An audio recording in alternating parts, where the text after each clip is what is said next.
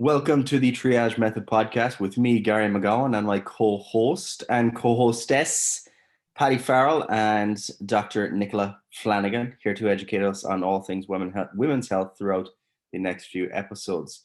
There's been one episode of this podcast series recorded already, and I actually missed it through error of my own. Okay, so I do apologize to listeners. I told them all that you do not like them and you didn't want to be here. That was the primary reason.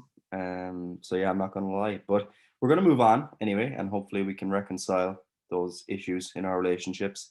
And we're going to discuss nutrition for women in particular. We're going to cover some of the basics, some of the things that absolutely apply to both sexes, but some of the unique things as well that are a bit more important for women to consider, given some of the changes that occur throughout the menstrual cycle, throughout the lifespan, and hopefully that will give you some useful take-home points to be a healthier, better performing, stronger, happier woman long term. Yeah, and just on this, like all of us coach women, I think, and we all have female clients, Sure. and we've all coached women for years. So I don't want people listening to this episode going, oh, they're going to go into the really like deep intricacies of, female physiology and, nutrition. That's not what is actually helpful for individuals. It's actually not even what's helpful for coaches. Yeah, it's interesting. Like all three of us, we like this stuff. You're going like, here's a textbook on, whatever, female physiology, endocrinology. Like I'll sit down and read that, But what I want this episode, or I want the listeners to get from this episode is more practical advice. I want them to come away from this and go, okay, I actually know how to interpret nutrition in my context. If they are a woman or if they're a coach and they coach women, they're like, okay, now I actually have a practical understanding, because we are practitioners, if you will. So it has to be practical. So that's what we want to give in this episode. So hopefully that's what comes across. So Nicola, where will we start with this? Well, Patty, I think we should start with just a general overview of the menstrual cycle and the fluctuations in kind of the main hormones in it. So again, I think it's something that's pretty not well understood. And I think it will set this episode up nicely as we kind of go through general nutrition recommendations that when we talk back to kind of some of the main hormones, estrogen and progesterone, that it'll make a little bit more sense. Mm-hmm. Okay. Take it away. Brilliant. Okay, so I suppose we know the menstrual cycle as the typical textbook 28-day cycle. So what we know is that this varies incredibly throughout woman to woman. It can be anywhere from 24, 35 days, give or take. But I suppose for this, let's just stick with a 28-day cycle just for simplicity. And I want to talk about the two main hormones, so estrogen and progesterone. There are many other hormones involved, but again, for simplicity, we're just going to speak about those first two, those main two. So day 1 to 5 is generally known as our period or our menses. And this happens when implantation hasn't occurred from the last cycle of the egg and sperm in the uterus. So we have a breakdown of the lining of the womb. This is generally when estrogen and progesterone are at their lowest. Women will generally be at their lowest weight. And we call this, I suppose, the first half of the cycle, kind of day 1 to day kind of 13, we call this our follicular phase. So during this phase, we'll generally have increased insulin sensitivity. We'll be able to utilize our carbs a lot better. And so, like I said, day 1 to 5 is generally our menstruation. And then moving on after menstruation there, one of our hormones, estrogen, which we consider an anabolic hormone, has a positive effect on skeletal muscle, that starts to rise. And then it reaches a surge, maybe around day 12 to day 13. So again, we have increased insulin sensitivity here, and increased ability to utilize carbohydrates in the diet. With this surge in estrogen, women might notice a little bit more water retention, a little bit more bloating during this time, particularly if they have a diet high in salt or sodium. And as well, other effects that estrogen can have on diet, on appetite. It can cause, I suppose, a suppression of one of our hunger hormones, ghrelin, which is produced in the stomach or the gastric mucosa.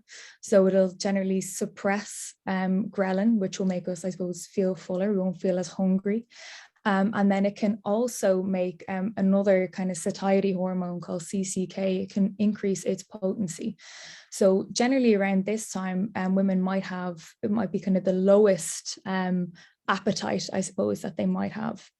Then this surge in estrogen then will, I suppose, kick off ovulation and for an egg to be released from the ovary down the fallopian tubes and then into the uterus. So women generally feel great around this time. Again, there's generally a low appetite. And then we're going into the second half of the menstrual cycle, which is known as our luteal phase. So estrogen drops off at the first half of this, and then it rises during the second half and reaches its secondary peak. Now, this secondary peak isn't as high as the original peak in the first half, but it does still rise. And with that, there's a rise in progesterone. And so, like we said, estrogen is an anabolic hormone, whereas progesterone is generally seen as more of a catabolic hormone and can antagonize estrogen.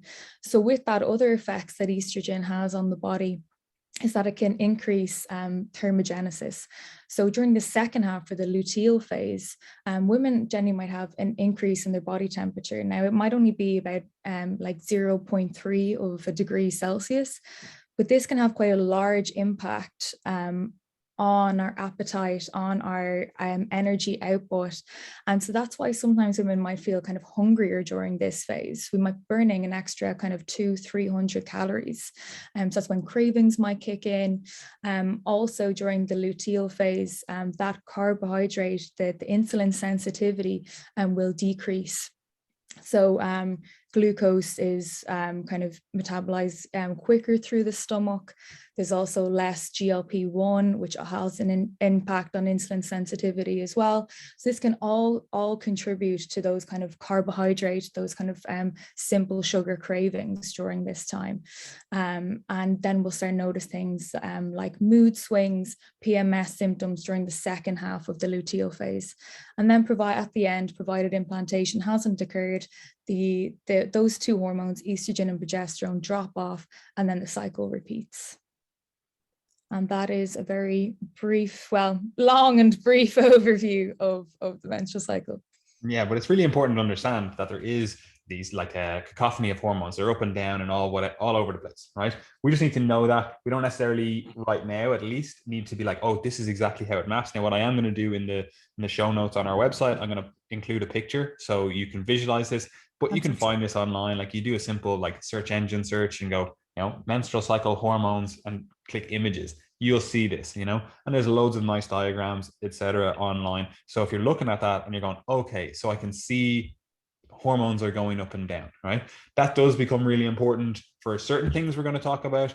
Other things, it's not necessarily really important, but it gives you a lens through which to understand what is happening. Like you said, around that ovulation, you might be like, okay, why am I a little bit less hungry? And there's all these evolutionary arguments for this stuff, and it's actually quite interesting if you really go into it. It's like there's supposed to be like the evolutionary argument for that is that women experience less hunger at this time because it's supposed to make them go out and search for a mate, and stuff like that. You're like, okay, that's actually quite interesting. And then there's other things that you might notice about your own behavior as well. Like there's actually loads of studies about like how women's hips move during different stages of their cycle, and like during ovulation, like they have a more like sexy, quote unquote, I'm putting that in air quotes, like strut, and it's like there's all these different things that if you've never looked at this stuff, you've never even thought a little bit deeper about this stuff, you might be like, why do I behave a certain way, or why do I feel a certain way, or why do people treat me a certain way? Because like stuff like that, like humans are really good at noticing things, so people will be like, okay, like they might not know what's going on, but they're like, Jesus, actually this person over here, like she's looking great today, she's looking sexy, and it's like, okay, if you've never noticed that about yourself and you've never tried to correlate this stuff, you could be like, what's actually going on? Because again, we notice these patterns, we don't necessarily know what's going on, but when you look at this stuff, when you actually dig a little bit deeper, you can go, okay, Jesus, there's actually a lot more to this than I initially thought. Now, obviously, today we're going to talk about it in regard to nutrition, because that is what people that's what we're here for today, right? But before we actually get onto the nutrition thing, I would like to just touch on, and you did touch on it a bit, people's weight fluctuating throughout this, because I know a lot of people listening to this, they're looking at, oh, how do I manage my nutrition because I want to get some fat loss, And if we're doing that, a lot of people, to track their fat loss, they're going to step on the scales. They're going to step on the scales and go, is my body changing, So how does our weight generally change throughout this cycle? Yeah, so I suppose one thing, even just kind of backpedaling there, is that these are all very general things with the menstrual cycle, and there is so much variation between women. So I was saying there at the start that the kind of day 1 to 5 of the period might be the time where you have your lowest weight. And again, that changes. So some women might feel really bloated on their period. So this is like a general overview that many women, this might be their lowest weight. And that's kind of from the days kind of, 1 to 5. And then so with the rise in estrogen, we might see women kind of holding a little bit more weight, being a little bit more bloated. That's the second half of the follicular phase. And then again, when those PMS symptoms come in, so that's the second half of the luteal phase, and we have the rise in estrogen and progesterone, you'll generally see an increase. That'll be when women at their highest weight during that time. And so that's something that's really interesting to track throughout the cycle. And I know we spoke in the last episode that many women have never tracked their period. So it's important to be aware of these fluctuations as well, because if you're someone who's dieting and you're following everything to a T, it can be really disheartening during that time when you're like, why amn't I losing weight? Kind of, why is this happening? So I suppose it's more to be a conscious observer of these changes and know kind of why they're happening, and not getting kind of too distracted or too kind of nailed down to the weight on the scale. Yeah, like we always we always generally advocate for that, comparing like week to like week, so it's, if you're measuring week 1 of your cycle, like you don't compare that to week 4 of your cycle, because they're going to be two different things, because your hormones are different at these different stages, right? So we're like, compare week 1 to week 1, and now that's obviously easier said than done, because if you're basically having to wait 4 weeks to see if the intervention you've done is actually working, like, first of all, that's a little bit disheartening, where you're kind of like, okay, I'm stepping on the scales, it's actually going up, am I doing something wrong? It's very hard to stay on track with that stuff, to then hopefully see a payoff, on like week to like week. But then also, obviously, like you said, like, there's so much difference between women, and like we said in the first episode, you kind of have to just be your own experiment. You have to go, okay, well, let's actually just look at trends for me. How do I respond if I step on the scales across my entire cycle? How does that look? What's changing there? Now, again, you want to get multiple cycles here, because if you do it just over 1 month, you had that pizza on the weekend one time and your weight was up and you had a bit extra sodium, like, it's not going to be perfect correlation to the diet and what's going on and your cycle, obviously. But we want to get some of that data, so in future, like I had a client previously that it was about 5 kilos in the difference between the start of her cycle and the end of her cycle. And if we're trying to track fat loss or something, and there's a 5 kilo variance here, just normally, like, she could literally eat the exact same calories, like militant, I'm going to eat the exact same food almost, there's still this huge variance. And if you're looking at that and you're going, Jesus, am I doing something wrong because there's a 5 kilo jump between week 1 and week 4? You can make huge changes to the diet thinking that, I need to make these changes because I'm not moving in the right direction. Like, if someone saw a 5 kilo jump over a month and they're supposed to be on a 500 calorie deficit, they're going, oh geez, I must be in a surplus, so I'm going to have to drop off 750 calories here just to even things out. And then all of a sudden, they're actually in this huge deficit. They're hungry all the time. They feel like crap. And then other things, which we'll talk about in future episodes, like amenorrhea might occur, and different things like that. So you have to be aware of this stuff. And you see online, and we kind of touched on this in the first episode, you see online a lot of just crap put out there about how women should exercise, how women should train, and look at their diet, etc. But this is one of the things that both the average woman and the average coach get wrong, because if you're just the average coach and you see someone and you're like, right, you need to track your diet, you need to eat these calories, these macros, this is what we're going to do, and you see your client and they're gaining weight, you're going, oh, well, this client's obviously, they're fucking it up. They're not doing it right. Or, maybe I just set their calories wrong. We estimated incorrectly. I'm just going to drop calories. And if you don't know this basic overview, you might think, oh, that's generally a good idea to do. When in reality, their physiology is just saying, okay, well, we're actually just going to fluctuate our weight throughout the cycle. It's going to kind of trend upwards, and that's just normal for them, So we have to be aware of this stuff. We have to actually take it into account when we are making dietary changes, when we are setting the diet up, etc. Yeah, definitely. And I think that's a really good point, is not to be too reactive towards that weight change, particularly in the second half of the cycle. Because two things, your weight might be going up, but like we said, you also might be burning more calories. So if you're being really reactive and you're saying, okay, I'm up weight, you're already in a 500 calorie deficit, and maybe because you're in the second half of your cycle, it might actually make that a 700 calorie deficit. Your hunger hormones are all over the place, and it can just, I suppose, lead to a lot of disordered eating, and I suppose overeating in the short and long term. Yeah, and it kind of goes back to, again, the thing that we discussed in the first episode, which is you need to be that experiment of yourself. You just need to be like, okay, what's going on? But you also need to learn to auto-regulate, because first of all, this stuff is not, like we said in this episode as well, it's not the same woman to woman. These are just general overview things. These are just generalities. But even in yourself, you might notice, okay, well, one cycle is like this, the next cycle is not like that. As we said before, like your cycle could be the quote unquote perfect 28 days, but you could have a variance. Some women are literally like clockwork. Some women are like, oh, well, I'm plus or minus 5 days either side, 7 days either side, whatever. There's a bit of variance going on there. So you have to just be able to listen to your body, be able to listen to what's actually occurring. And again, the only way you're going to be able to listen to these signals correctly is if you have an idea of what's actually going on with your cycle, like what that actually looks like.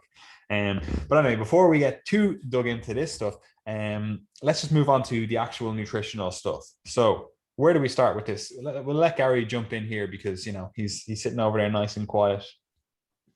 Yeah, so naturally, the vast majority, I would say, of the nutrition principles that are going to apply to women are going to apply to men. Okay, it's that those basics are not going to change. Okay, so the same underlying principles of the importance of calories, the importance of fruits and vegetables, the importance of protein, etc., are all still going to stand.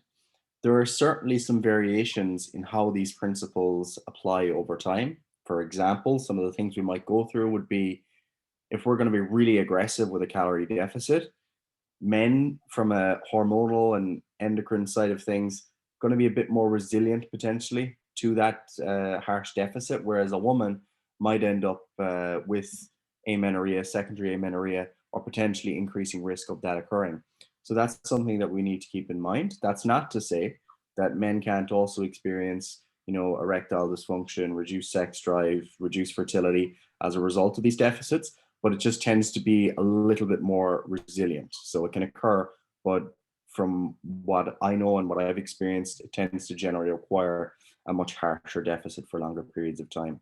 Along with that, we might make recommendations for certain foods that are going to be generally healthy for everyone, but for a woman during pregnancy, she might be advised differently to avoid certain foods, for example. So there are certainly these specific instances that change our recommendations, but the vast majority are going to apply across the board for both. Okay. Now, one of the things that we have just touched on, of course, is the menstrual cycle. And there are various strategies related to how one might set up their nutrition in relation to that cycle, the merits of which I'm sure we'll discuss. But again, it comes back to this point that we will continue to reiterate, that there is no one size fits all approach here. I've had some female clients who've had great success with, increasing their calories kind of prophylactically leading up to their period. And that's helped them keep cravings at bay, satisfy some of those cravings even, and just manage their energy levels a little bit better. Other women, it's never been an issue. They just continue, throughout their cycles, standard, steady calories, and they don't need to change anything. And I think from my experience observing people who get into the weeds on this, when they learn about the menstrual cycle at first, they learn about the physiological changes, their initial instinct is to change everything. That's what sounds really attractive. it sounds really sexy, it sounds really scientific, that if they're changing carbohydrate portions at this stage of the cycle, calories at this stage of the cycle, fats at this stage of the cycle, that it's going to make a significant difference. But often what it does is just add a lot of extra layers of complexity to something that's already very dynamic. So I would encourage women generally to try to stick to the basic principles as much as you possibly can, and only go for those more maybe advanced and specific strategies in instances where you feel like, oh, this is a specific problem that requires a specific solution. Because otherwise, like for anyone, you're just making it far more complex than it needs to be. 100%. So, Nicola, where do we start? Gary just gave us this nice little framework of, the basics are still the basics. So we still do that stuff. The diet needs to be calorie appropriate. We generally want to eat some fruits and veg. They seem to be good for most diets. We want to have sufficient protein, probably again, like saturated fat. This is one of those things as well. And I'm sure we'll touch on it later in some other episodes. Like women do still have heart disease risk, even though people are like, oh, this is a traditional male, issue. Like, we still want to look after our saturated fat intake. We still want to keep, salt below that kind of whatever, 3 to 5 grams, depending on your size, etc. So all of those things, the things that we talk about a million times on this podcast, they all still hold true. But where do we start with this kind of framework? Someone's coming to this, they're listening to this maybe for the first time. Well, maybe that doesn't make sense, but they're listening to this, they have this basic understanding of nutrition, but they're looking to dial in their nutrition, or perhaps dial in the nutrition of one of their clients or something. And they're like, I'm not really sure what framework to use. What are we starting with? Absolutely. So I suppose just to echo one of the points that Gary said there, and I know we spoke about it a little bit in the last episode as well, but just because someone's a woman doesn't mean you need to change everything. It's not good coaching practice to just change everything based on that. So we will be touching on, I suppose, some women specific points during this, but again, it's just not a hard and fast rule. So I suppose one way that I like to lay this out, where to start with clients, particularly women. So I was talking about Eric Helms and his nutrition pyramid. Sorry, my phone's hopping here. And generally at the base of most nutritional pyramids, I keep saying periods because all this woman talk. But you have energy balance is king down the bottom of it. But for women, another layer to kind of add on to this, what I think is more kind of mindful eating and appetite awareness. And why this is because I feel like a lot of clients come to me and they know about maybe a little bit about energy balance. They know what's important, but there's a lot of, I suppose, over the years, kind of cultural influences that have told them, kind of what to eat, how much to eat, and they've sometimes a lot of really disordered relationships with food.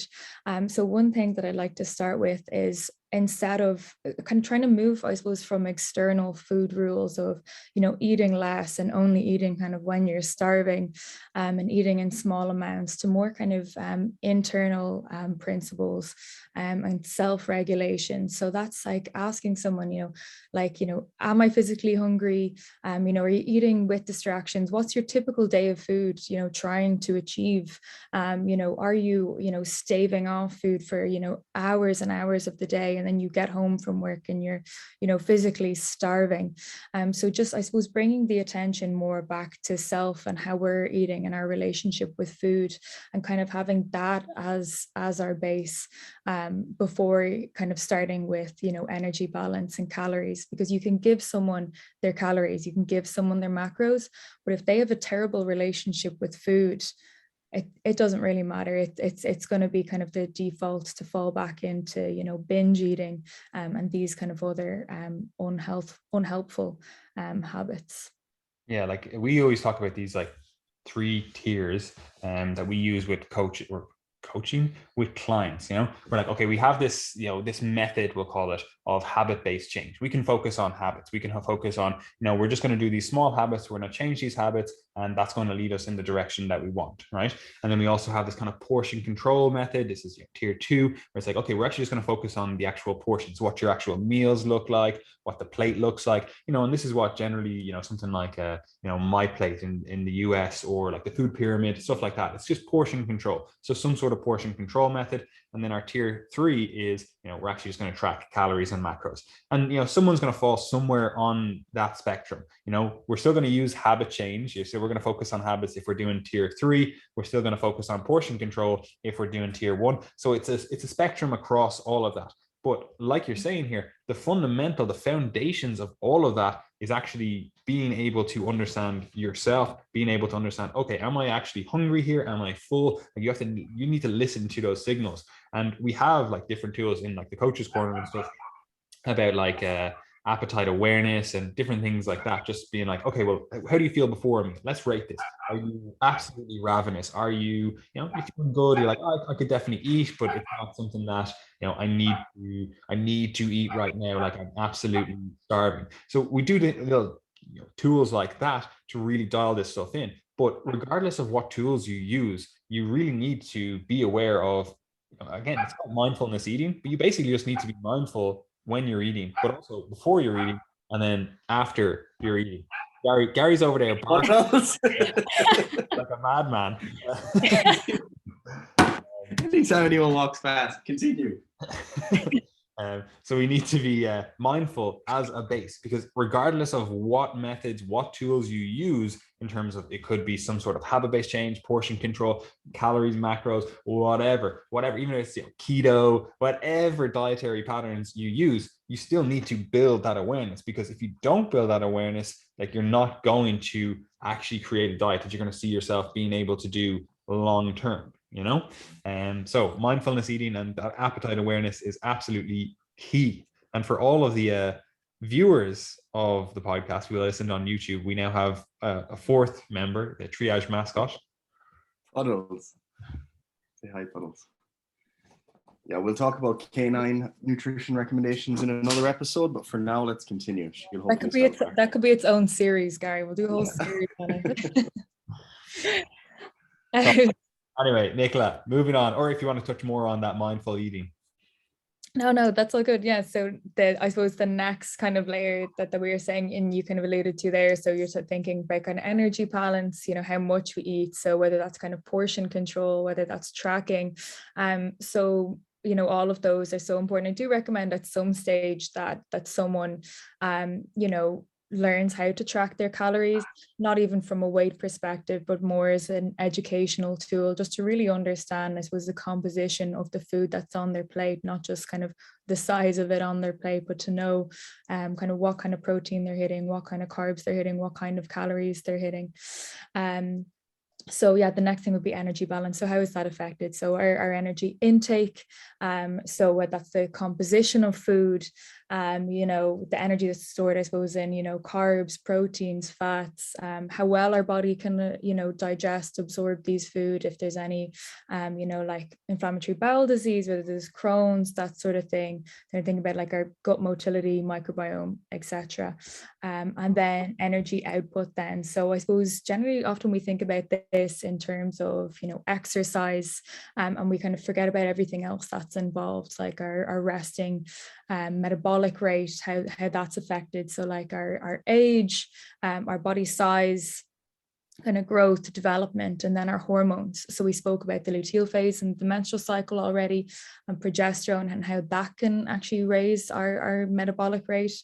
And we also have like our thyroid hormones, they can increase it, epinephrine, that sort of thing. We have our activity then, so whether that's kind of our non-exercise activity, whether that's our purposeful activity, so going out and, to the gym, running, whatever it is. And then finally then, so I suppose like excretion, so that's like excreting metabolic wastes and how fiber has its impact on that. So fiber is not as easily absorbed in the body. And so the body will extract less energy from it. And I suppose one thing that I wanted to kind of touch on with that is that's role in plant-based diets, and so is energy availability in women. So one thing that can be seen, I suppose, particularly with women who are plant-based, maybe that want to go into an energy surplus, but just can't really kind of, get to that point. And one thing that can be looked at is the role of fiber here. And so not just an energy surplus, but if someone's not meeting their energy requirements, is their diet, and for someone else, having, a surplus of fiber is a good thing. But if someone is like a female who's not eating their energy requirements and they're plant-based, it could be down to that. And again, like we were talking about amenorrhea, menstrual cycle irregularities, etc. So it can have an impact on all that. Again, it's not a dominant thing, but it's not exactly irrelevant either. Yeah, like it's just something that we have to be aware of. But like you're saying here, this next base, we've got this mindful eating, we've got this, like, again, base of that, actually listening to your body, which, it's actually surprising how hard of a sell that is, where it's like, okay, you actually have to listen to your body. People are like, oh no, I could never do that, And in fairness, a lot of people do struggle with this because they have done this next step, this energy balance, and how much we eat. They've done this so, we'll call it obtusely, for so many years. Like if you've been in this chronic dieting stage for the last 20 years, on and off, like I always call it the health and fitness merry-go-round, and you're literally, I'm in a calorie deficit. And then every time you step off the merry-go-round, you're like, all right, I have to eat all the food because the way you set the diet up was really like poor, again, usually through lack of knowledge, and which is not your fault. It's the health and fitness industry's fault. But then all of a sudden you step off this and you're ravenously hungry, So it's very easy to see how people don't trust themselves listening to their body, because when they listen to their body, they're like, well, I just eat all the food. But it's because this is also, temporal, it's time dependent. What have you done beforehand? So we do need to set this energy balance, intake and output, up correctly so that we can actually listen to our body. So these first two, foundations of the pyramid, they are intrinsically linked. All of the part of the pyramid is intrinsically linked. Like we need to get it all right or dialed in. It doesn't need to be perfect, but we need to have a look at all of the different stages so that we can actually set this stuff up correctly, so that we're not having problems down the road. Like I always think it's funny, like dentists are probably one of the only professions that will literally tell you how to never see them again. They're like, okay, brush your teeth, do this, floss your teeth, do all this stuff. You'll never need to see me again. Like that's kind of their goal. Like they literally tell you what to do to never see them again, right?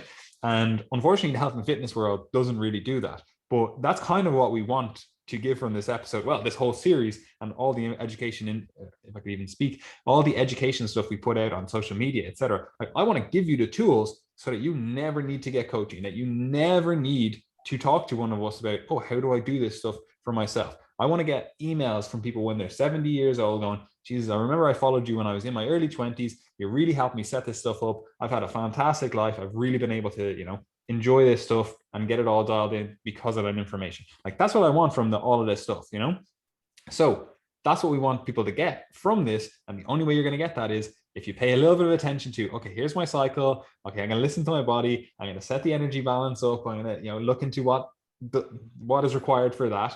But what happens next? What's the next step after, or what's the next rung of the pyramid, so to speak? Yeah, well, even before that, I suppose a good point to make as well, I suppose, is the metabolic differences in sex as well. And I think we spoke before about, when you go to a restaurant and you're with your girlfriend, whoever, and you both have, I suppose, the same size of a meal.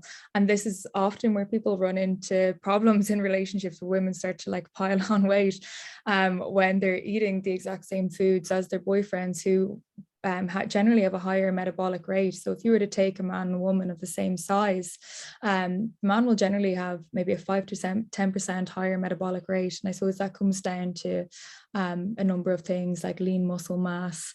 The effects of testosterone will generally increase your metabolic rate as well, and they'll have a slightly higher body temperature. I suppose that that's a good thing to note as well, is that we do have different energy requirements, and there's lots of different tools and calculators that you can find online for this. But I suppose it's just, if you are dieting with someone at home, just make sure you're not on the same calories, because it is so different from person to person, and as well, things like, you know, trying to do the same nutritional interventions like intermittent fasting. You were saying earlier, you know, kind of, I suppose, women's bodies from like evolution, I suppose, we more kind of aggressively defend homeostasis. And that's why we have effects like amenorrhea, why we have, you know, decrease in bone mineral densities, why our hormones get disrupted, again, because it's just trying to protect that reproductive function. So yeah, definitely there is a difference in sex here, just to note that. Yeah, and it's actually really important as well, because it first of all shows that women are by far and away definitely the more important sex. Because we knew that already. but like, in fairness though, for the survival of the human race, like, women are far more important, not just because you can actually like carry the child, but if you think about it, like logically, like it makes more sense if you have a starvation, ice age, whatever situation going on. It makes more sense for more women to survive than men, because one man can get, you know, millions of women pregnant if, you know, we need to repopulate the human race. Now, the genetic diversity wouldn't be great, but you get the idea, right? And whereas if there's a million men and one woman, like, you can still only have one child a year, you know? So it's like, that's not going to reproduce the entire human race. So women are far more important. And this is why you see different things like you're noting there, where women will reduce their metabolic rate just like spontaneously, like in reaction to a calorie deficit, because all that matters is that you survive. You know, your body is a survival machine. Whereas me and Gary over here, two idiots, will literally fidget ourselves to death. You know, we'll be in fucking a concentration camp and I'll be moving my hands and going fucking walk all this. Literally, Gary will literally be at 1,000,000 degrees at night, pumping out sweat, losing all of his energy, all the heat to the environment. Whereas you'll be over there going, oh, wow, I've actually just, you know, we've got a concentration camp setting here. So I'm going to, you know, reduce my metabolic rate. Okay, yeah, you feel cold and stuff, which is not great, you know, but you survive then. You know, whereas myself and Gary, we literally 3 months into the concentration camp are both dead. So women are more important. But regardless of that, or just moving on from that, there are also other things. And this is obviously, again, coming back to how women have experienced stuff, you know, traditionally and even to this day. Like, when you're talking about, you go to a restaurant with your partner or whatever, and they're like, oh, the guy gets a portion and the woman gets a portion, and they're the exact same portion size. Like, as we discussed in the last episode, I love that, because my girlfriend's about half the size of me, so I have her plate when she's finished, which is, you know, key. But you also see this in how women, I'm going to say, react to the diet, because women, again, traditionally have been left in charge of rearing the kids. You know, it's like, you have to raise these kids. So if you're making food for the kids, they're like, oh, you need to eat at this time, you need to eat at this time. The kid doesn't eat something, they eat half their plate, you're like, oh, actually, yeah, I'll have a bite of that. Like, you end up kind of snacking throughout the day as you feed the children. And then also, you know, if you're in charge of also making the dinner, you're kind of like, okay, well, I have to make the dinner for everyone. I can't just feed them this, like, you know, Slimming World diet or whatever it is that I've been on, because I have to look after everyone else as well. So it makes it harder from the perspective of, there's more food around you because you're constantly interacting with food, because you are in charge of, you know, feeding the people in the household. But then also it's harder for you because you can't just think of yourself. You can't just think of yourself as an individual. You have to be like, okay, well, I want to eat a little bit less, or I want to modify my diet. I want to look after this energy balance stuff that these guys are talking about, but I have to look after the family as well. I can't just do this on my own, take it as an individual endeavor. I have to make sure that whatever I'm doing is still acceptable for the rest of the family. You know, like, you don't want to be the one that's like, oh, I cooked everyone else's, you know, I don't know, tasty lasagna or whatever, and I'm having a little salad over here. You know, like, it doesn't encourage that kind of group or family cohesion, you know. So there are, again, traditionally especially, but it's still to this day, like, that's generally the way it goes. Although, like, in my household, I always say, like, my dad literally cooked all the food. My mom's a terrible cook, so look, it doesn't happen in every single household. And Gary will tell you, like, my household is literally just all guys. So you'd think, like, traditional male roles, traditional female roles, or whatever, but I literally could not be further from the truth. But so it does happen like that for a lot of women, because again, traditionally you've been left up to look after the kids, look after the food. That's your role. Clean the house, whatever. That's the role. And unfortunately, that actually makes it much harder to diet successfully. So I don't know if you want to touch on anything there. Yeah, definitely. And I suppose kind of hearing that, and even hearing that that that our hormones are going to be messed around, like what do we actually do about this? I suppose like hearing that, oh, your body's going to shut down and your hormones are going to switch off, can I suppose feel quite oppressive. So like what are we supposed to do except for not diet? But there's actually a lot of different nutritional interventions that we can implement. There's a lot of things that we can implement too. This may or may not even affect you. There's a lot of women who diet really successfully and don't have any of these issues. There are just some women that are more susceptible to these kind of things, and it's a mixture of energy availability. It's a mixture of psychological stress, physical stress. It's multifactorial. So there's a mixture of that. And then we were saying that you can implement different nutritional strategies. So whether that's increasing calories for the second half of the cycle, whether it's periodic refeeding throughout a week, maybe you want to have lower calories for kind of 5 days, higher calories for 2 days of the week, and again just trying to, I suppose, kind of balance out those kind of hunger hormones to, I suppose, reduce the impact of chronic dieting, and again that'll be completely dependent on the individual. And like we were saying, changing and doing these things from the get-go with women just because they're a woman isn't good coaching practice. So it'll be individual dependent. But shorter time horizons with women. So I'd be like, all right, for a guy, I'm like, oh cool, we're gonna bang out this 16-week diet phase. We're gonna go, yeah, that's grand, because I know for them, they're gonna be grand. They might notice some like changes in libido or however you say that word. They might be like, okay, yeah, I'm a little bit less interested by week 15 or something, Whereas for women, I'm going to go, right, 8 weeks. That's our dieting phase. Then we're going to reassess. We're going to go maybe a week at maintenance. I might even go 4 weeks. I might be like, right, we're going to do 4 weeks. Now the issue with that is, again, as we discussed earlier, like you want to compare like week to like week. So if you're only doing 4 weeks, it can be quite hard to go, have we actually made progress? Are we exactly where we want to be? So generally I like that kind of 6 to 8 week mark and go, right, we reassess after that. We're doing a week at maintenance, or you're doing some protocols like you're saying, where throughout the week you're sprinkling in some periodic higher calorie days. Whether this fixes any of the hormonal stuff, at least psychologically it's a lot easier to go, okay, I only have to diet a little bit harder these 2 days, and then I'm going to have a refeed, 2 days refeed, whatever it is, and even if the refeed only goes back up to maintenance, yeah, the diet is prolonged a little bit longer, because you're not in as large of a deficit over across the week, but at least you're actually able to succeed on the diet then, because you're not absolutely starving, you're not noticing all these huge metabolic changes, etc. So there are different protocols, and I'm sure we'll get into them, especially when we talk about like amenorrhea, like a lot of the things that we talk about in that kind of red S, if you will, like a lot of the solutions to that carry over to just the general population. So I don't know if you have anything else to say on energy balance. If not, or Gary, if you want to chime in, we can move on to that kind of food quality and nutrient density. I'm happy to move on there. So go on ahead, Nicola. You can go on to this food quality. Yeah, so I suppose again this is more of a general point for both men and women. So obviously food quality is important for optimal health and body composition, and then nutrient density is important then, whether you're looking for weight gain, weight loss. So those are other really important considerations, I suppose, when planning a diet. So not too much to say on that, thankfully.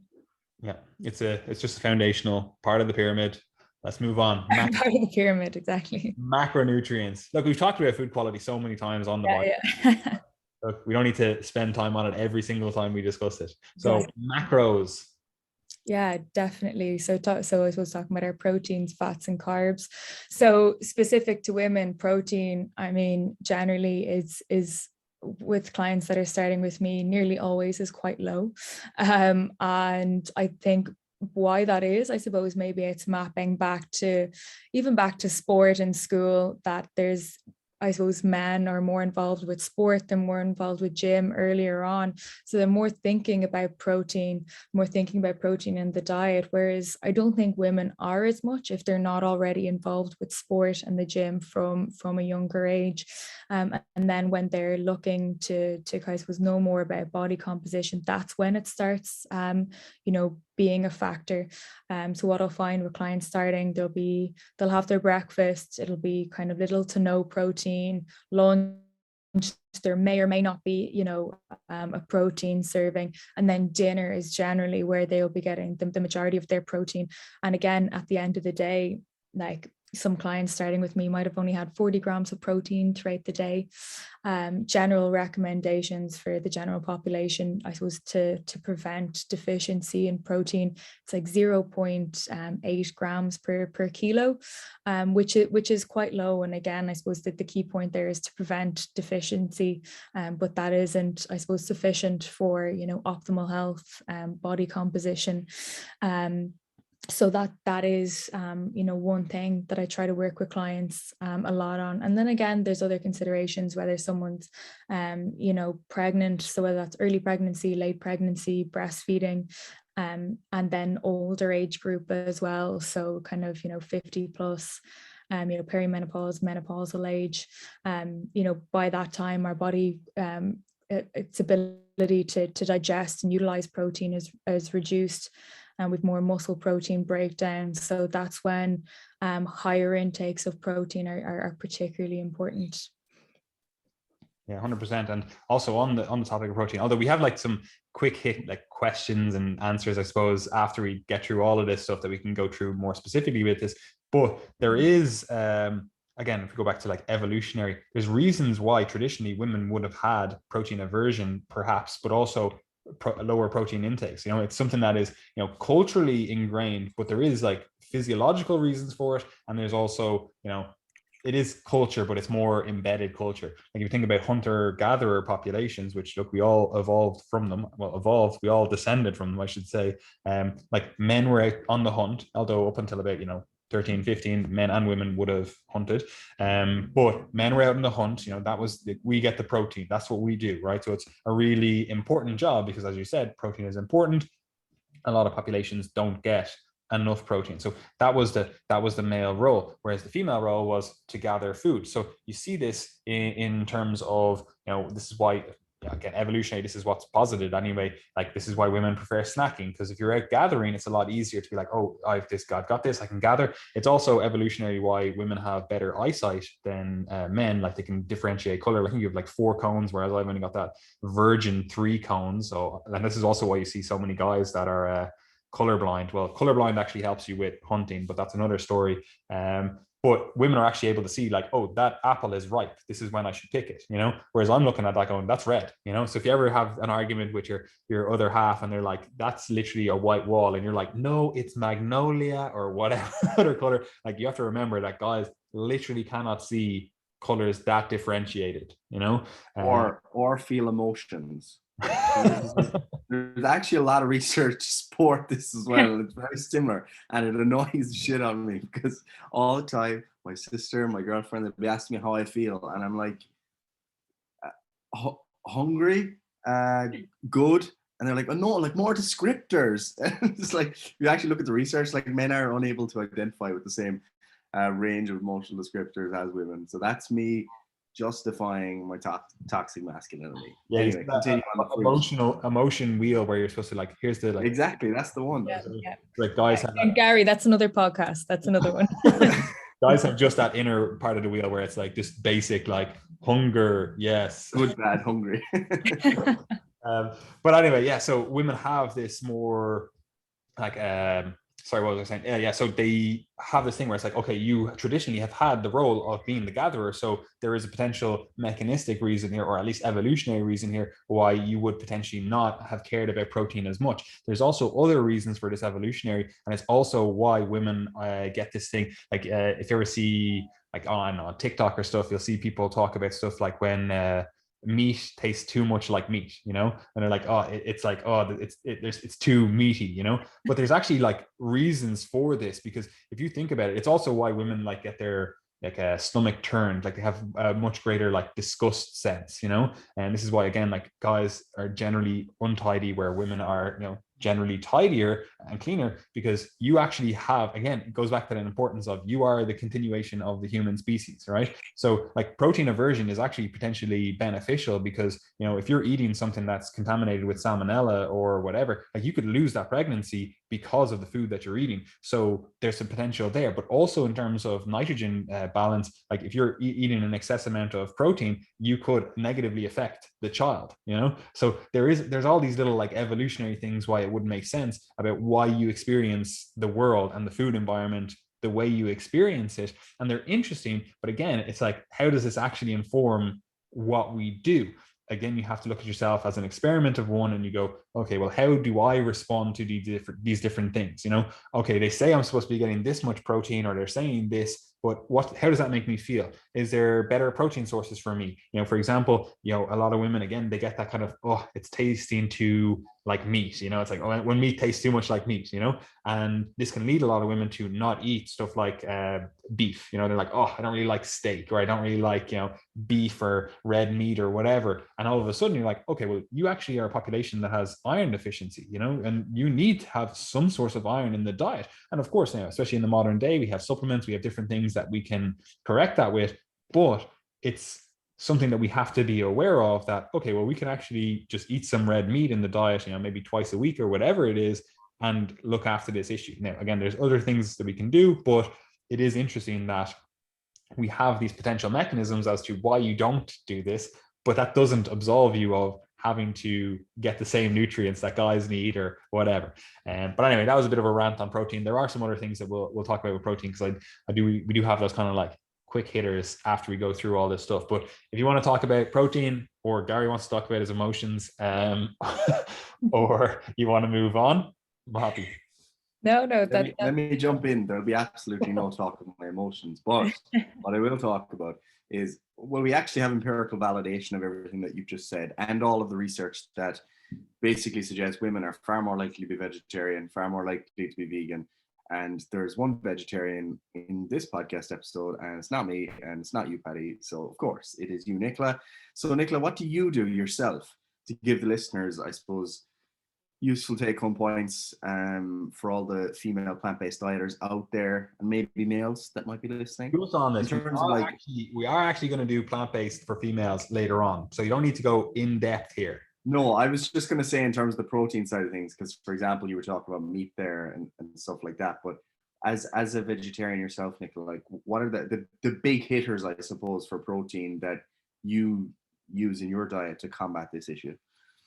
Yeah, so I suppose for me, it is things like tofu, tempeh, having like one kind of solid source of protein at each meal.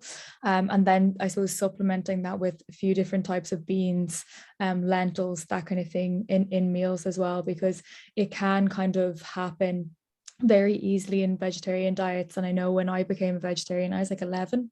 I didn't know anything about nutrition or protein. And I was essentially just eating bread and like things. And it's very easy then to even just have like a very, what you think is a protein source. So I know, and a lot of people who are vegan, vegetarian be like, yeah, no, I have like, you know, a handful of nuts, or I'll have like a handful of seeds, and it's actually so low in protein. So I think having a couple of different sources at a meal will kind of really like add bulk. But things like knowing how to cook tofu, tempeh, seitan, adding them into meals, I think is the biggest thing. So getting comfortable if you become a vegetarian, vegan later in life, and you're not used to cooking these kind of things, it is a whole other skill set, and learning what flavors go with each of them and what way you enjoy eating them. So it does take a while, but yeah. And just on that, I'm just going to put it out there that I think tofu and tempeh literally taste like crap. However, you don't know how to cook them. You don't know how to cook them. To a restaurant and get it, I'm like, this is not. However, seitan now, there is like, I've had like seitan, I haven't had that. chicken nuggets, absolutely delicious. Could not tell them apart from like chicken nuggets. I would eat those happily. So, you know, there are options out there, even if you are someone that's like, oh, like tofu, it's not, you know, it's not great. It's not what it's not enjoyable. Like there are still options that are actually tasty, are actually enjoyable. You know, you're not just cursed to never eat the delicious beef again. That's it. And it was funny that you were saying about meat tasting too much like meat. It reminded me when I was in America and I had an Impossible burger, and I think I had like a mouthful of it, and I was like, it tastes too much like it. I was like, I can't have it. Oh my God. Anyway, look, we'll move on to fats now. Yeah, so fats, I suppose, is a big thing, and generally you'll hear so many people being like, do I need to be low fat, and just getting low fat variations of absolutely everything. And I suppose we forget about how essential fats are in our diet. So not only to absorb fat soluble vitamins, but also for production of our sex hormones, so our estrogen, progesterone, testosterone. So if we have really low fat in the diet, it can cause a disruption of those. So generally when we're setting up a diet, and I'd say you're probably the same, as you're focusing on calories, you're focusing on protein, and then fats and carbs really come down to personal preference. So I suppose the only time that I'll kind of, step in with that is if someone drops their fats too low. So I suppose what are we aiming for when we're talking about fats in the diet? So kind of unsaturated fats, mostly unsaturated fats, polyunsaturated, kind of maybe about 20-30% of calorie intake, keeping saturated fats under 10% of total calorie intake, and then focusing on things like we said, polyunsaturated fats and our omegas as well. And again, that's something that a lot of women can be lacking. Not even just women and men are essential fatty acids, but particularly because there's a lot of women who are vegan, vegetarian, and one of the first things that they might chop out is fish. So they're very likely to be at risk of not even deficiency of them, but just kind of suboptimal health, I suppose, in those essential fatty acids. Yeah, and on the essential fatty acids, it's actually really interesting because, well, it's interesting on the protein as well, because again, women can get pregnant. So with a child, the two nutrients that are most important to a developing child, well, there are actually millions of nutrients that are really important, but for what most people actually care about in the world, which is intelligence, right? First of all, like DHA is so important to that developing child's brain. So you need to have some source of DHA in the diet. Generally in a normal population, this is going to be, fish. That's where most people are going to get it because it's the easiest access to DHA. But generally, it's going to be some sort of marine-derived DHA, well, EPA and DHA. EPA, we'll just think of it in terms of it's beneficial for cardiovascular health. That's generally how I think of it. I'm like, EPA, that's good for cardio stuff, maybe some inflammation, whatever. DHA, that's good for the brain stuff. So that's obviously really important for the child. But also, again, going back to the protein, like height is so correlated with protein intake, both during pregnancy and then also throughout childhood. And unfortunately, like a lot of children just don't get enough protein because their parents also don't get enough protein. So again, because women have traditionally got this role of raising the children, and then also they have this potential protein aversion or this dislike of protein, or potentially they are vegan or vegetarian themselves, they could be doing their children a disservice by not getting them enough protein in the diet and also not getting them enough essential fatty acids in the diet. So this is something that's both important for you as an individual, if you're listening to this, whether you're a male or female, but also in terms of if you plan on reproducing, it's important for your children, because those are the two biggest determinants. If you want your child to grow tall, feed them enough protein, right? If you want your child to grow smart, feed them enough EPA and DHA, ideally DHA. So you have to look at that in the diet yourself, but also, again, if you're planning on reproducing, you need to look at it for the children, both during pregnancy and after pregnancy. There's also some other research as well, which is interesting enough, where like DHA preferentially is stored in the glutes in women, which is really interesting. So if you're looking for massive glutes, get your DHA in. But it's it's just actually sold out everywhere now. There's no stocks left. But it's actually really interesting because there's actually a load of research on I think it's called the depleted nutrient hypothesis, in terms of, the first child that you have, they actually get better nutrition, better, like, what's the term, like during pregnancy anyway, like they get better nutrition because you actually have built up all these stores of whatever vitamins, whatever nutrients. Whereas if you have another child very close to that, you actually have depleted some of these stores. One of those stores being, DHA. Like women often say this, they'll be like, oh, like my bum is a lot flatter after my first pregnancy, or even my boobs are a lot flatter, like different things like that after their first pregnancy, and they don't actually recover it back until they're not pregnant anymore. They're not like nursing the child anymore, and they're not like, they're 2 years out. I think that was one of the papers that I saw. It was like it took 2 years to get back to like nutrient sufficiency for a lot of these different nutrients. So you could use that as a family planning practice type thing, where you're like, oh, I'm going to wait 2 years and I'm going to really focus on my like good nutrition in between pregnancies to make sure that I'm giving my second child or third child, fourth child, whatever it is, the best nutrition possible. But again, we're not going to give you the advice to do that right here, but I want people to be aware that this stuff is important to think about. It's not just a case of, oh yeah, I'll just wing it. You need to be thinking about this stuff ahead of time. Absolutely, definitely.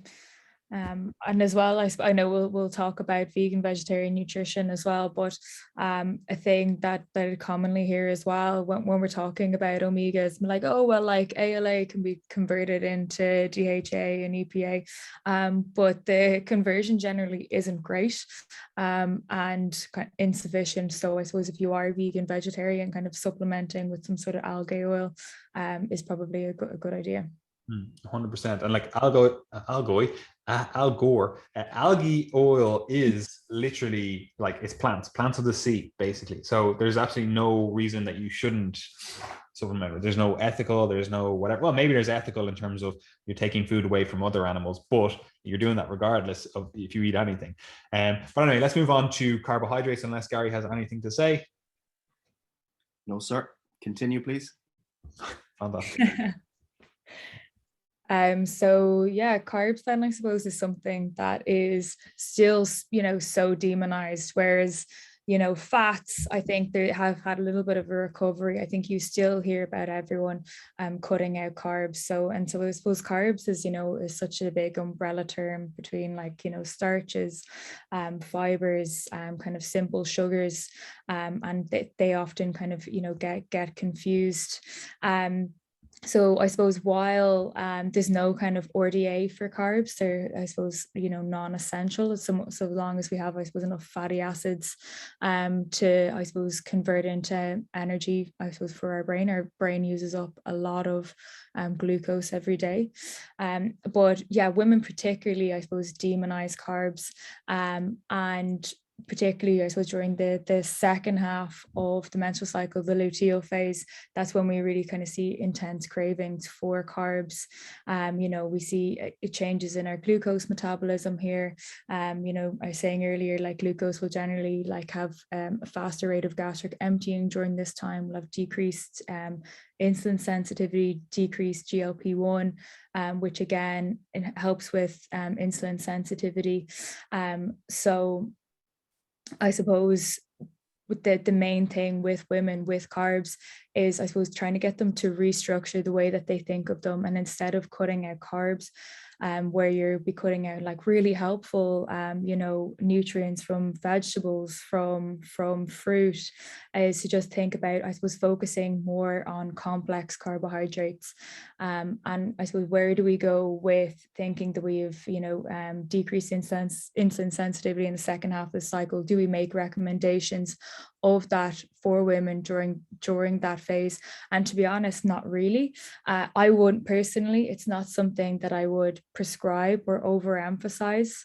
But one thing I suppose that I would say when I see that someone is entering that phase is like, hey, why don't we focus like a little bit more on complex carbohydrates during the next week or two? And again, that's not being prescriptive about it. I think telling someone maybe to focus more on complex carbs, adding more vegetables into the diet, is only going to be a net positive anyway.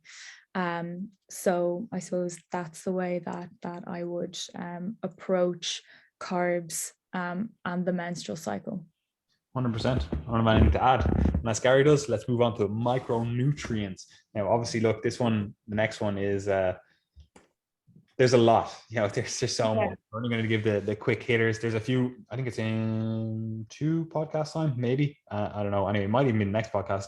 We're going to go more in depth into nutrients, but there are some, these are generally ones that we should focus on. But what are they? Yeah, so I suppose for women, we're thinking about iron. So we're at higher risk of iron deficiency, and that's generally because we'll lose blood loss each month through menstruation. So that is something that we want to be on the lookout for, symptoms of iron deficiency. Should we take replacing it upon ourselves? No, but again, we'll talk about that in another podcast. And then things like calcium, vitamin D, as we age, our bone mineral density decreases, and that's why it's important to have sufficient levels of these things. And again, coming back to vegan, vegetarian nutrition, and even people who aren't vegan, vegetarian, I suppose that the rise of plant-based alternative milks even is a huge contributing factor to maybe a lot of women not having sufficient levels of calcium and vitamin D. And again, that has negative implications for bone health in the long term. And I think we saw a study that came out last year, and it was comparing bone fractures in vegan population to non-vegan population. And a vegan population was way more likely, I think it was like 50% more likely to have stress fractures. And again, we know that a vegan vegetarian diet is in general can be very healthful. But when we exclude certain nutrients from the diet, like calcium, like are we replacing it? And it's something that we need to look at. So that's particularly important for women in terms of aging and in terms of plant-based diets. And then what else? So B12 is another thing that is generally excluded with plant-based diets, and again can be really debilitating deficiency, again in terms of anemia, in terms of peripheral neuropathy, kind of numbness, tingling in the hands and feet, headaches. It's just it's not something that you want to be deficient in. Doesn't sound like a good time. All right. No. So there's some micronutrients, as we said. We'll discuss them in a future episode, because look, most people in the general population also don't do great. If you're on this standard American diet or standard Western diet, there are a lot of nutrient deficiencies that could potentially occur. So we need to look at that from a general population perspective. And then we also need to look at it from like, okay, you are a specific population within the general population. What matters for you? So we'll look at that in a future episode. Nutrient timing, what you want to say on this, because there are some things that we need to cover later in a future episode around like amenorrhea and stuff. But what do you want to say from a base? Exactly. So I suppose this will be kind of, I suppose, fleshed out in the amenorrhea podcast. So this is just talking about, I suppose, meal timings around workouts, and I suppose not leaving kind of huge long gaps in the day and without eating, touching on intermittent fasting and how that can cause a deregulation kind of downstream of sex hormones as well. But so that's just, I suppose, like fueling before workouts, after workouts, and just not leaving yourself in a huge energy deficient state. Yeah, and like you touched on it as well earlier in the podcast when you were talking about like intermittent fasting. You'll see people propagate this as this is a great tool for certain people to manage their energy balance, but it might not actually be a great tool for women specifically. But again, we'll touch on that in a future episode. We just want to note it here. And then finally, supplementation. What's the story here? Yeah, so with supplements, I'll always advocate, I suppose, a food first approach, and to make sure that supplements are, supplemental to healthy eating habits. But again, like intermittent fasting, like most of the research has been done in men, and there are important sex differences on how women metabolize, I suppose, drugs and supplements compared to men. So women will generally have a higher gastric pH, faster gastric emptying times, and there's a difference in liver function, and particularly one of the metabolizing proteins. It's like CYP 3A4, it's a bit of a mouthful, in the liver, and we generally have double the amount of it, which just means, I suppose, a faster clearance of compounds from the liver. And so because of this, you'll see that women are like 1 to 1, it's like 1.5, I think, more times more likely to have adverse drug reactions compared to men as a result of this. Because if you have women in research for these supplements, and you have all these fluctuations in hormones throughout the month, you get, I suppose, compared to men who have, I suppose, or the same throughout the month generally, you can have a huge skewed result towards the end. So they're just not as easy to study. But the bottom line then is that I suppose the research that you're reading about supplements might not be applicable to your female client population. Or it might be, okay, this is a supplement that could be beneficial, but the dosing, we don't have it dialed in for women because we just don't know. You could need more, you could need less. But again, it's not something that you can necessarily solve if you are a coach or you are an individual looking to do this yourself. And like, that's for science to really hash that stuff out, but it is something to be aware of. And generally, this is why we advocate that kind of like food first approach. Like, you want to get as much nutrition you can from food. Maybe you get some targeted supplementation, based on your goals, like some general stuff like a protein powder. It's not going to be, the make or break of it. Like, that's kind of just an extra food, really. Yeah. But any of these like targeted nutrients or different, phytochemicals, phytonutrients, whatever it is, like, you probably want to take a little bit of extra time and go, okay, well, is this studied in me as a population, like whatever exact population you find yourself in, and do I know what I should be taking? Maybe you need to go to a doctor, maybe you need to go to a nutritionist, a dietitian, or whatever, to really dial that stuff in. But having said that, it's not like a lot of this stuff is going to be like this crazy reaction and cause undue harm to you, but it is something that we should still be aware of, but anyway, so that covers the kind of pyramid here of like, this is the basics of what we want to think of when we're talking about nutrition. There's some obviously, specific female stuff that we've talked about within that. But I want to do this kind of like just quick hitter to kind of round out the podcast here, because there's a few things that are more, we'll call them like specific for women. We covered a good few of them. We're just going to, quickly run through them. There's a lot of like specific things. We could literally spend the next 20 episodes just talking about nutrition and still not cover it all. But nutrition for women. So we talked about protein intake.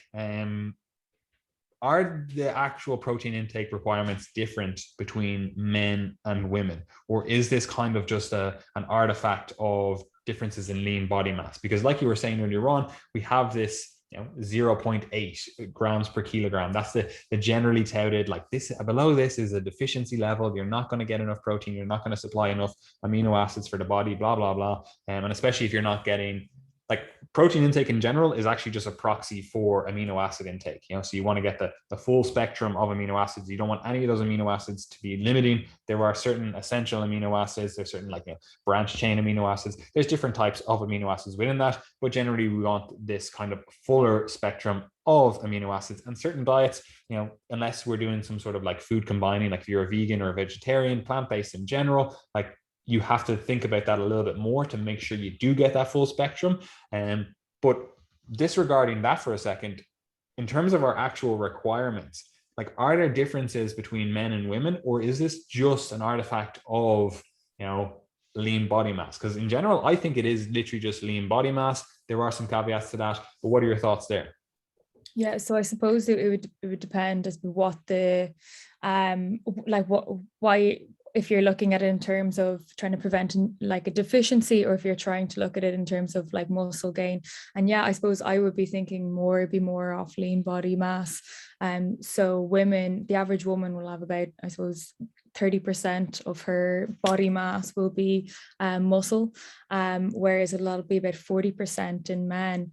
And then on the other side of that, kind of the proportion of, I suppose, fat on our bodies is that women, in terms of essential fats, that'll be, you know, fat around kind of the nerve tissue. Women will also have it in the reproductive organs, breasts. We'll have about 9% essential fat compared to men who have about 3%. So if you were to compare that to a man and a woman who are both at a 15% body fat percentage, women will have about 6% of that will be non-essential, whereas men will have 13 or will have 12. I can't do maths, I'm sorry.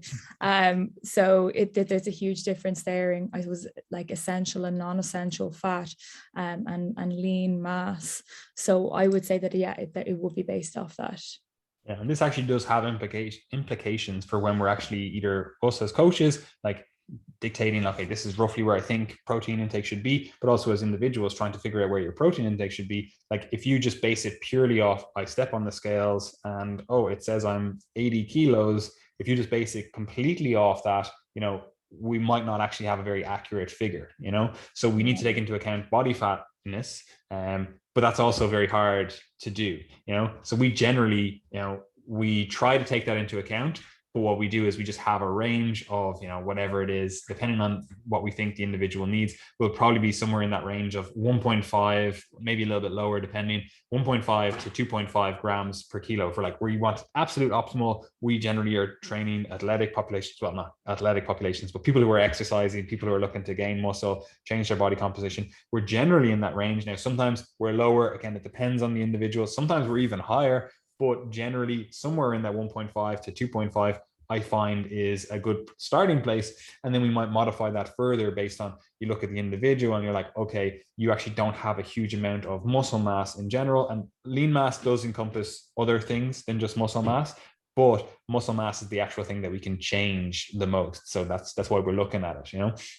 And you might have the individual that, you know, has a lot more body fat. So you have an individual that is 80 kilos and they're very lean. You might have the individual that's 80 kilos and have a very low amount of muscle mass. And this has implications for how we actually set our protein intake, but also it has implications in terms of like the calories that those individuals are going to be on, you know. And this is important to understand because, you know, again, with social media, you'll see someone online and they'll be like, oh, I'm 70 kilos and I'm eating 3,400 calories a day. And you might be 70 kilos and you're like, oh, how is this person able to, you know, diet on that? Or how are they losing fat? How are they able to stay that body composition? And you look at, if you were actually to compare yourselves, you're like, this individual is just very heavily muscled compared to you. So there's a difference there in terms of their energy expenditure. And then there's all these other things, like obviously, you know, a lot of people compare themselves to like fitness influencers who, you know, they're able to get their 10,000 steps in every single day, regardless. They're training maybe twice a day. They're doing activities, they're whatever. There's a lot more, you know, energy expenditure in their lives versus you, the same weight individual, but you work at a desk and, you know, you don't have as much muscle mass. So we have to take all that stuff into account. So do you have anything to say on that? No, not really. I suppose for women, like it's seeing where their starting point is as well. So, you know, like we were saying, like a lot of women that will come to me will have generally quite low intakes. So what I would do, instead of kind of having their ideal protein intake, you know, for, you know, muscle gain or for satiety, like whatever it is just trying to improve a little bit on where they are now, and just kind of having that as the point and trying to improve on that as weeks go on. Yeah, like you generally, again, just for coaches in general, you want to at least get them above that 0.8. That's at least the first target. You're like, okay, regardless of if this is optimal, or regardless of if this is like the perfect for the goals that they have, we're like, okay, we want to at least get over that 0.8. And generally, if you can get them up to that 1 gram per kilo, like you're in a good place. You're in a good place to really start thinking about, okay, Now, how do we feel about this? Are you actually enjoying the foods that you're eating? Do you know how to prepare these foods? Do you feel more satiated? Do you feel your recovery is better? Like, we can start really dialing that stuff in from there. But if you're in this kind of deficient state where you're eating like whatever 0.5 grams per kilo, like you're literally getting whatever 40 grams of protein per day, like of course you're going to be hungrier. Of course your recovery is not going to be optimal. So we have to look at that and go, okay, well, the first intervention is to get them up to a sufficient state, or rather a non-deficient state, you know. Also on this, and we kind of touched it on it earlier on, like a lot of women will have like protein aversions, but also specific protein aversions in terms of like red meat intake. You know, women, rightly or wrongly, do tend to eat less red meat, right? And this, again, unfortunately, that's generally where people get iron in their diet. They get it from their red meat intake. So if you're not eating red meat, we have to come up with some sort of solution. Now, we will actually cover iron intake in the next episode, but in a general sense, you know, we need to be thinking of the diet and going, okay, there's some basic nutrients. Okay, there's some nutrients that women have to focus on a bit more. Where in my diet am I getting that nutrient? You know, like, you don't have to do complex testing. You don't have to do anything like that. You just need to look at your diet and go, is there anything in this that has this food? And there's different apps and stuff that you can use, like Chronometer or Chronometer, however you say it. That one is quite good. It'll give you a breakdown of, oh, these are the nutrients you're getting. Like, you just pop in an individual day's diet, or, you know, it's good to do it over a week to see, like, some days you might have higher intake, lower, whatever. But you do that and you go, okay, I can clearly see here that these nutrients I'm not getting a huge amount of. And maybe you might also take like a multivitamin as well. So, you know, that might be something that bumps your intake up, but we still have to look at that stuff. And even if you do all of that stuff right, you still might not be in the optimal intake. You might also be in a negative place. Like, you might have like undiagnosed hemochromatosis or something. You might be like, oh, I've really got my iron intake really dialed in, but you're a 28-year-old, and all of a sudden you're like, oh, actually, you know, I'm starting to notice I'm building up some fatigue. You go to get your blood test done, and you're like, Jesus, my iron is like through the roof, and you're looking at your diet going like, how is this the case? You know. But anyway, we'll touch that in the next episode. I just wanted to note it here that, especially in relation to protein, like, you need to not just look at the number, we need to look at the actual sources of that. If we're a plant-based dieter, we need to go, okay, are we actually, you know, trying to build out a more complete amino acid profile? If we're not eating red meat, like, where are we getting iron from? If we're not eating fish or something, now where are we getting these omega-3s from? We just need to look at the actual sources of protein in our diet, and then try to come up with some sort of solution for any of the problems that come up. Now, again, it's hard to do this as an individual because you're always going to be limited by your knowledge. You know, you're not going to know, oh, well, am I missing this nutrient? Or what about this? Like, you're not going to have that full picture. But this is where stuff like, hopefully, this podcast can help as a reference, but also, you know, working with someone, you know, like, it's so easy. Well, I say it's easy, you know, you have to pay for it, etc. But like, to get a coach for 3 to 6 months, really dial all this stuff in, and then have a skill for the rest of your life. You know, now, obviously, I would say that we sell coaching, but, you know, even if you don't go with us, which you should, even if you don't go with us, like, it's a really beneficial thing to do, to really dial this stuff in, because you have to think about, like, where did you get your nutritional knowledge? You know, probably got it from your parents, the culture around you, maybe then from social media, maybe then from some articles and stuff that you read, maybe it's just from magazines or whatever it is. It doesn't mean that it's a really complete picture of nutrition. So we have to actually learn to do this stuff correctly later in life. It's not taught in schools. It should be, in my opinion, but unfortunately it's not. And again, further to the protein stuff, like, if you're cutting out dairy, like we said earlier on, calcium, where are we getting it? So there's a few different things to be aware of. So do you have anything to say, just quick hitters on protein intake, yourself or Gary? I'll throw this one over to Gary. See what he has to say for himself. I'll just be like, oh, I have nothing to say. I'm a minimalist, you know. I speak when I need to speak, like a disciplined child. But no, I think that covers the vast majority of what's required for protein intake. You know, I think it's pretty simple. I think the vast majority of the caveats that we've added in terms of hypotheticals as to why protein intake might need to be different between the sexes are very much speculative. You know, I think the evolutionary arguments as to why there might be differences in preferences are, you know, interesting and worth exploring, but it really comes down to the basics. protein recommendations that we give to men are pretty much the exact same as those we give to women. That's great news for us as coaches. It means we don't need to overthink it. But most importantly, I think for the end user of the information, it's again an affirmation of the point that we made previously, that if you're, consuming nutrition information, it's a fair enough baseline assumption that what applies to men also applies to women. Obviously, like, I think this area is rife with misinformation at the moment, because it's such an easy sell to say, here's the specific protocol for women, here's why it's different for women, because obviously we kind of live in a cultural moment as well, where people are, trying to move forward in terms of getting rid of traditional gender roles and et cetera, all progress. But there's always going to be people that pry on that. And one of those things here is, it's very easy to make money off women if Triage were to come out with, here's all of the specific supplements that women need. You see that all the time, women's supplement lines, and then you look at the ingredients and you're like, hold on, why is this female whey? Why is it women's whey? It's pink. That's the only difference, And it's quite ironic, because it's supposed to be like this kind of feminist movement, when in fact you're just charging more for the same price and just reinforcing it with the color pink. So my overall message is that for protein, for all of the macronutrients, for the most part, you can assume similar recommendations with a few minor caveats, but mostly you'll be fine, I think. 100%. And then just kind of moving on from this, but also related,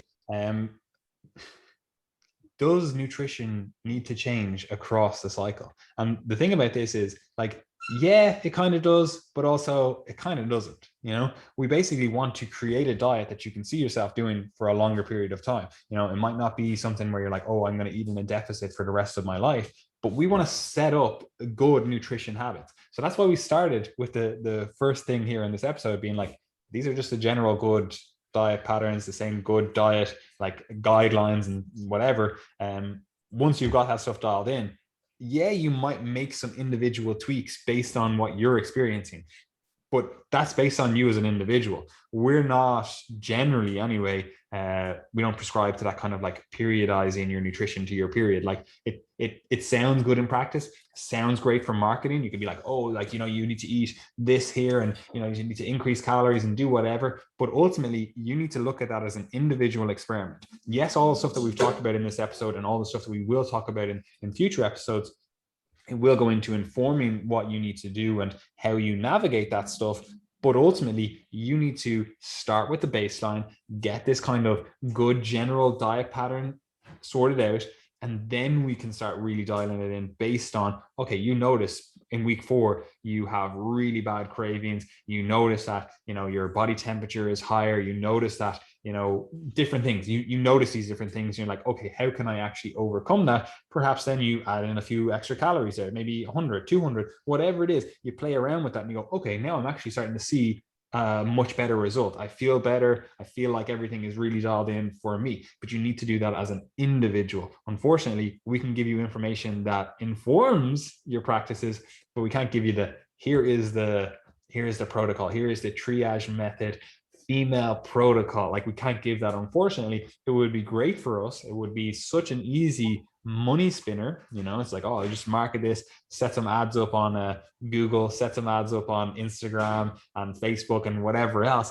and sell loads of it. But it doesn't actually, it's not scientific. It sounds scientific, but it's actually not. It's not helpful. We need to think of this as an individual endeavor. And obviously someone like a coach, a competent coach, will be able to help you navigate that, but you still need to use your individual data to manipulate this stuff. So while we could get into, oh, you need to increase your carbs at this stage, or decrease your fats, or increase your fats, and all that kind of stuff, it's not all that helpful. It might be helpful in certain populations. Like, you might be an athlete and you're really at the absolute pinnacle of like human performance, and you need to maximize your training, you need to maximize your nutrition to support that. Like, yeah, we're going to look into like very specific protocols, but even at that, we're going to use you as the individual. We're going to use you as, oh, how do you respond? Oh, we tried a little bit of higher fat based on this, mechanism or this theory.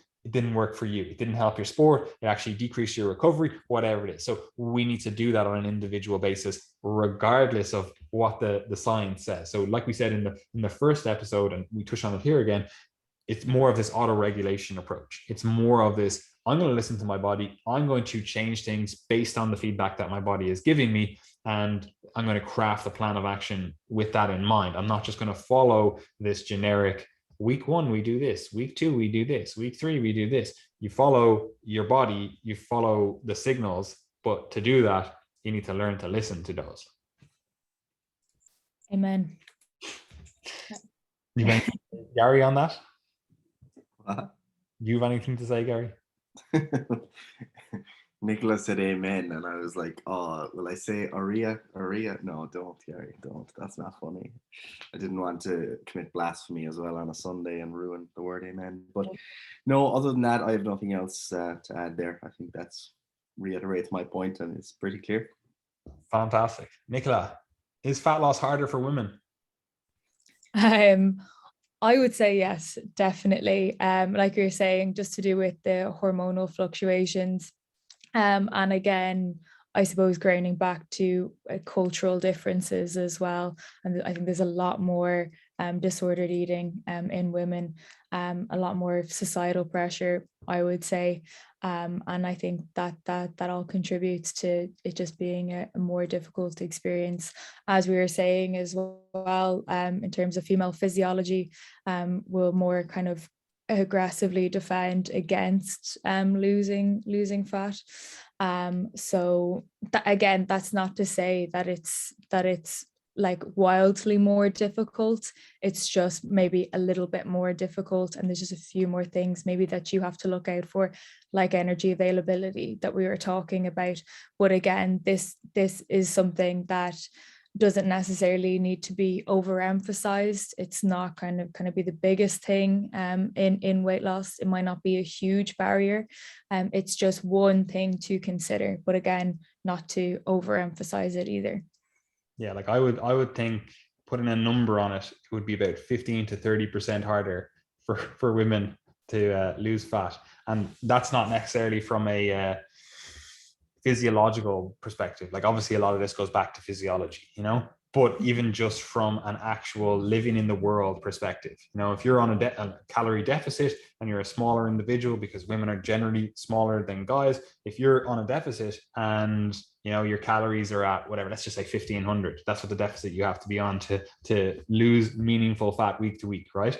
Like me on a 500 calorie deficit, like I'm still eating whatever 2500 calories. So just by virtue of being a bigger individual, it's kind of easier to still live in the real world. Like I can go out for food and go, oh yeah, I still have to manipulate my diet a little bit more. But if you're eating 1500 calories and you go out for food, that could be 1000 calories gone, and if you're going out like most people for dinner or something, like you've probably already eaten your normal meal, so it's not like you have this huge opportunity to manipulate the diet, and so from a real world perspective, it's just a lot harder for women. And then you've also got this like adaptive metabolism going on, where it's like, okay, you've been dieting for a week now, I'm actually just gonna knock down your calorie expenditure through like decreases in NEAT, decreases in your actual like body temperature, different things like that go up to actually making your basal metabolic rate. So you've got that going against you as well. So it's kind of a ticking time bomb, being like, we can't diet you for too long because you're just going to adapt to this more and more. Again, generally, not everyone that occurs to or occurs with. So it is, in my opinion, at least, a lot harder, practically speaking, for women to lose fat. So we have to take that into account. We have to, first of all, manage expectations when you have a client in front of you, but also as individuals, we need to look at that and go, okay, this probably means that if I want to lose 5 kilos of body fat, I'm going to be doing this over 5 months, rather than a guy might be able to do that over 5 weeks, and so you have to look at that on a longer term horizon. But unfortunately, you also have to account for periods of time eating at maintenance, so that you're not just dieting for 5 months and coming out the back end of that and going, I feel like crap, I'm going to gain those 5 kilos back in a fucking month, So we don't want that to occur, because first of all, it's unhelpful because it goes against our goals, but also rapid swings in body weight are generally not great for, the cardiovascular system and stuff like that. So we don't want that either. And obviously mentally and psychologically, like, it's not great to be like, I just worked really hard for 5 months and then destroyed all of that hard work in a month. Gary, what are your thoughts? Is fat loss harder for women? I would say yes. I think that one of the big things that often isn't considered here is not just how hard it is at a given point in time, but how hard it is over time. Because, like, when you think about fat loss, most people aren't going to be that obese yet in their teens. As they head into their 20s, they go off to college, maybe they start to gain a few pounds, they leave college, they get a job, and now they're in a position where they got a bit more money, they're eating out more. The weight is starting to kind of creep up. Suddenly you're 25, 26, 27, you're thinking, the biological clock is ticking, maybe it's time to start considering having children, okay? And if you consider that 25 to 35 window of having kids, some people have them later, but generally within that period of time, a woman might start thinking about having kids, family planning, etc. That's now a difficult period of time for a woman to start thinking about aggressive fat loss as well, because let's say you want to have 4 kids, and we're going with Paddy's family planning strategy of keeping it to every 2 years to restore gluteal DHA, as previously discussed. Right. So if you're going with that approach, let's say we have an 8 to 10 year period, having a kid every 2 years, you're getting back to your baseline state of health. You're dealing with the stress of early motherhood. Your husband goes back to work. It's a very difficult period of time to start to engage in a fat loss phase where you're going to be getting to the gym, getting your steps in, prepping your meals. You've got enough going on. So when you think about that, you can see how that kind of period of 25 to 35 or 25 to 40 might be more or less written off for some women as a time period to lose weight. And then suddenly, as you move into your 40s and 50s, now you've got other barriers like menopause approaching, other challenges like the financial strain of your kids going off to college that might be affecting your family. There's so many things that go on over time that might make the process more difficult. That's absolutely not to say that men don't have, challenges that might be equivalent in some cases. For example, some men in certain cultures, for example, might be expected to bring home all the money and support the family regardless. They might be working 80, 100 hours a week. Not easy in that case either to be losing fat, unless you're just, working all the time so you can't eat. That might be a nice little diet hack that we don't necessarily recommend. But yes, for the most part, I would say it's probably harder for women to lose weight. I think that at a given point in time, it's probably a bit more difficult, but particularly over time, when you consider some of the physiological changes, I think it certainly can be very challenging. 100%. But possible.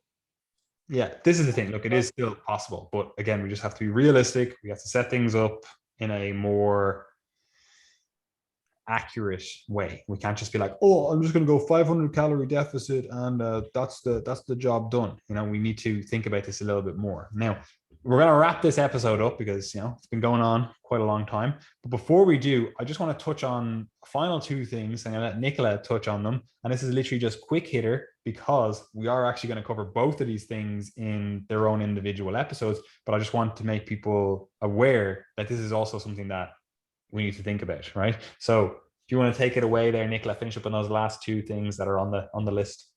Lovely. So the last 2 things, the first one being low energy availability and amenorrhea. Like I said, we're going to cover this, I suppose, extensively in another podcast, but I suppose it can be characterized by physical stress, psychological stress, and I suppose it's generally associated with a lower body fat, but not always. So I suppose that's a big misconception with it. And what happens is that generally your ovaries are fine, and then it's an issue kind of higher up in the chain, between your hypothalamus, your pituitary, and the production of your sex hormones are essentially cut off, and your body's signaling that now is not a good time to get pregnant. So estrogen and progesterone are low. There's metabolic disruption. There's because there's low estrogen, progesterone, particularly estrogen, has a protective effect on bone mineral density. So there's a decrease there that can manifest itself as stress fractures, low energy, mood swings, nagging injuries, reduced ability to recover from sessions. So with that, it's looking, it's multifactorial. It's looking at energy availability around training. It's looking at, energy availability in general. If you're in a chronic energy deficit, the exercise intensity, and then just like psychological stress as well is a huge contributor. But again, we'll go into all that in more detail. Yeah, because there's a lot to cover here. So there's an episode on it. Absolutely. And then, does nutrition change with menopause? And again, this is such a big thing, and it deserves its own nearly couple of episodes. We spend about a third of our lives in that, menopause, perimenopausal state. And really, I suppose what we're finding more out about now, that it's important to make nutritional interventions in the perimenopause that will carry over and benefit when you become, I suppose, a postmenopausal woman. Like I said, it's its own episode, but this is focusing on things like bone mineral density, adequate calcium, vitamin D, magnesium, phosphorus, etc. in the diet. Also for postmenopausal women, there's decreased insulin sensitivity. So that has implication for how much carbs you're eating, blood glucose levels, type 2 diabetes risk, cardiovascular disease risk, and then tying in with bone mineral density and the risk of sarcopenia, which is age-related muscle decline in older adults. So there's increased, muscle breakdown, protein breakdown. So that's why you need to prioritize protein in that older age group.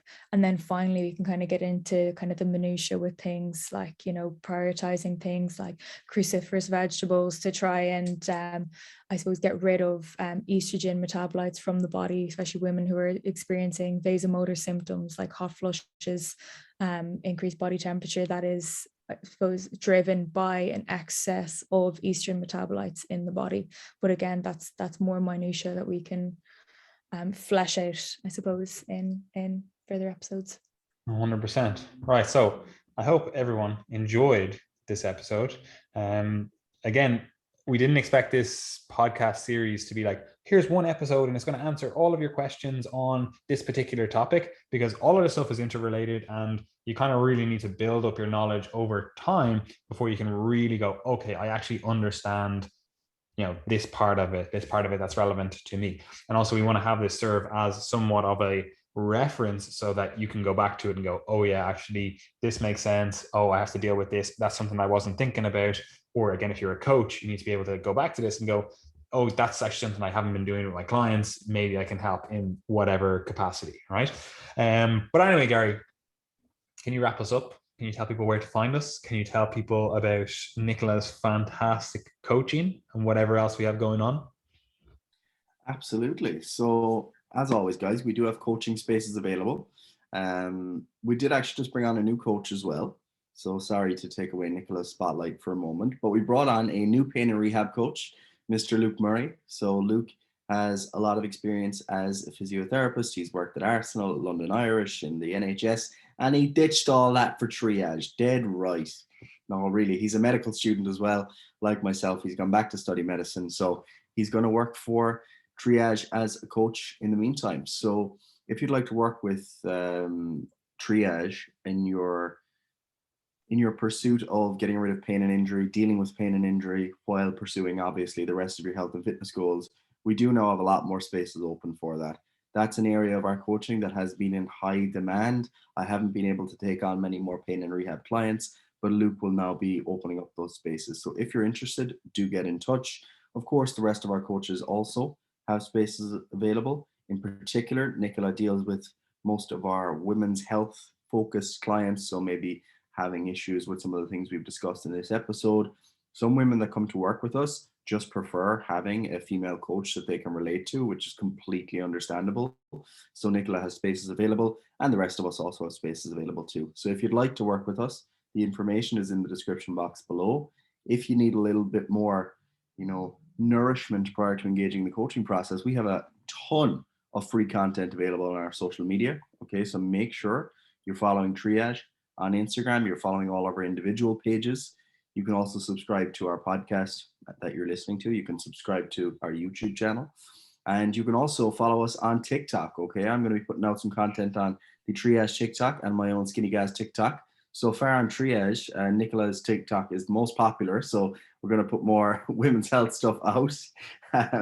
So yeah, look, TikTok it's a growing platform. The engagement on Instagram is absolutely terrible these days, to be honest. And TikTok seems to be a bit more kind to us.